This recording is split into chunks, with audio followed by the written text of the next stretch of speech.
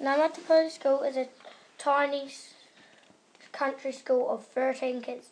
Our school is up the top of Waitotara Valley in South Taranaki, about an hour from Wanganui. Our school is right beside the Waitotara River, and for the last 2 years we have been busy with a project monitoring data and learning about the river. We have been lucky to have some science and technology experts helping us along the way. In 2018, we were talking with our teacher about when the river floods. We looked at lots of photos and videos of the big 2015 flood when our school was closed for 2 weeks and the river rose very high. Floodwater covered roads and farmland, animals died, fences were destroyed and land was covered with silt. The valley families were stuck in their houses and we needed helicopters to drop off food and supplies for us. We wondered how long it takes for a river to return to normal. We decided we would like to learn more about our river and what happens in a flood. We also thought it would be great to have some sort of early flood warning system to let us know at school when the river was beginning to rise so we wouldn't get trapped in there in a flood again. Dr. Emily Roberts has been the expert who has helped us learn how to use different instruments to collect data about the river so we could work out what normal is. She is a hydrologist at Taranaki District Council. She taught us that Waitotara River has the biggest catchment in all of Taranaki. We measured these things. Clarity. We used the clarity tube to tell us how clear the water is. Unclear water is usually caused by sediments being mixed in the water. Unclear water cuts down on light, affects plant growth and makes it difficult for fish to feed as they can't see their prey. pH level. We use pH testing sticks to measure how acidic or alkaline the water is. The score should read pH 7, which means the water is neutral.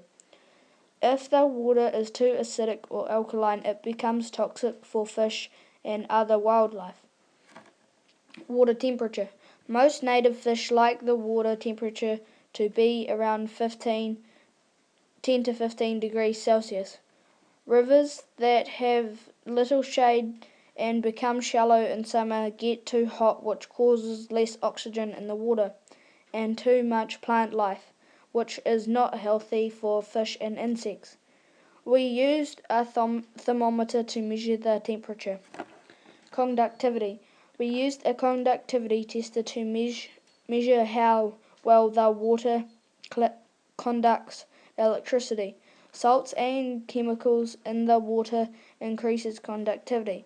Wildlife are adapted to the local river conductivity levels, so if it changes, they might die. As we collected the data, we learnt to check and redo our readings to improve accuracy and to see patterns in the data. We could even predict what the readings might be. We bought the DJI drone because we wanted to look at the levels of the river. Our drone expert is Ben Plummer. He taught us how to make an automated flight. It's got 3 destinations in the river. They take pictures in the exact same place. Once it lands, we can get the SD card out of the drone and plug it into the computer. Then we can look at the photos and see how the river has changed through the years. Andrew Humlo was our expert. He taught us to use circuits and Raspberry Pis.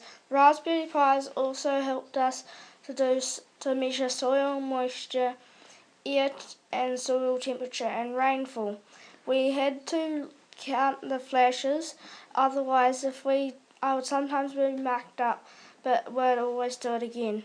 And at the end of it we got to run robots. During the project, when we look at the photos, you can clearly see the differences when the river level is low and the water is clear compared to when the level is higher and the water muddier. Guys, so what does this graph show us? Water, flow rate. Shows us flow rate, awesome. And when did we see the highest flow rate? 2015, and it was 150. 550, yeah, awesome. And what units is that in? Meter cubes per second. Meters cubed per second, awesome. That's So- heaps. That is heaps, yeah. So if we have a look at the same graph, but just for when we've been taking our measurements for the project, what other thing have we plotted onto this graph with flow rate? And water clarity. We've also plotted on water clarity, awesome. And if we have a look at the relationship between water clarity and flow rate, what happens to water clarity when our flow rate is really low? It's more clear. The clarity is really high, awesome. That's great.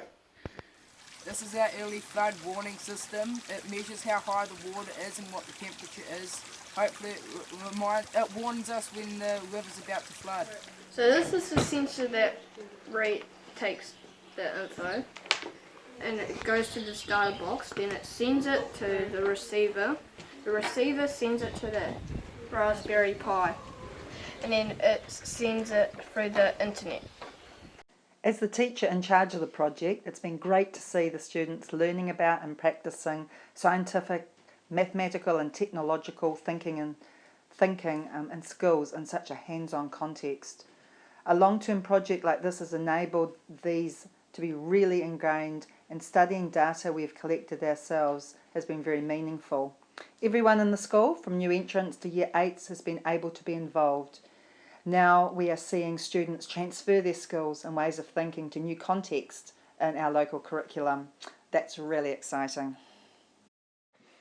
Thank you to Dr. Emily, Ben, Andrew and Josh for being our experts, and thank you to Taranaki Venture Trust and Curious Minds for making it all possible. Tēnā koutou katoa, ka kite anō.